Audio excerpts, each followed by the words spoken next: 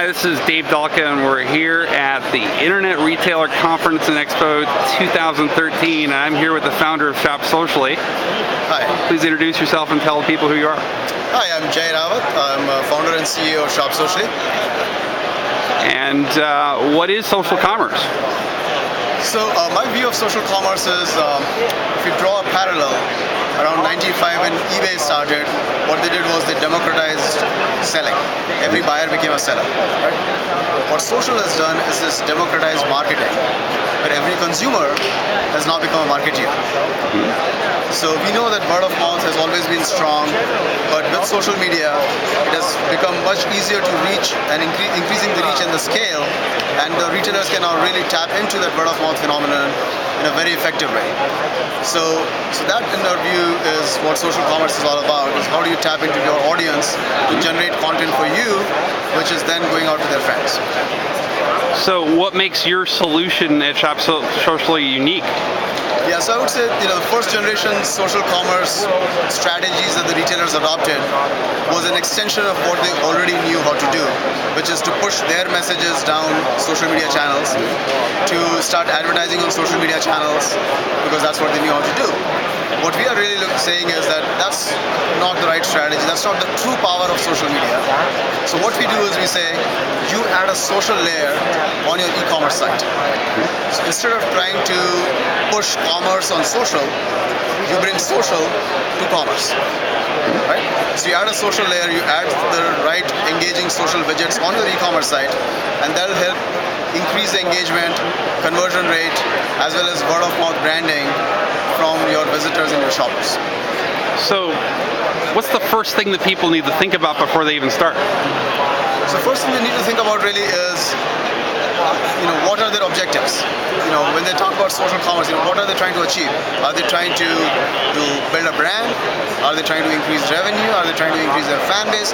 Because a lot of times people come and say, okay, I need a social strategy. I'm like, okay, but what are your objectives? What do you need a social strategy for? And then accordingly, we can design the right solution for them. What are the steps that people should take to choose a vendor such as yourself? I think at the end of the day, what it boils down to, number one is performance. So looking at, is the vendor able to deliver the objectives that the retailer needs?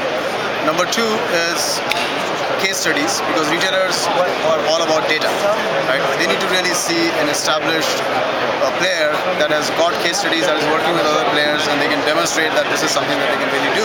And the third thing is, does it fit with their brand, right? Is it an experience that they're adding on their website that will really be native experience and will fit with their brand, or is it going to look like it's been slapped on and it's really going to distract people?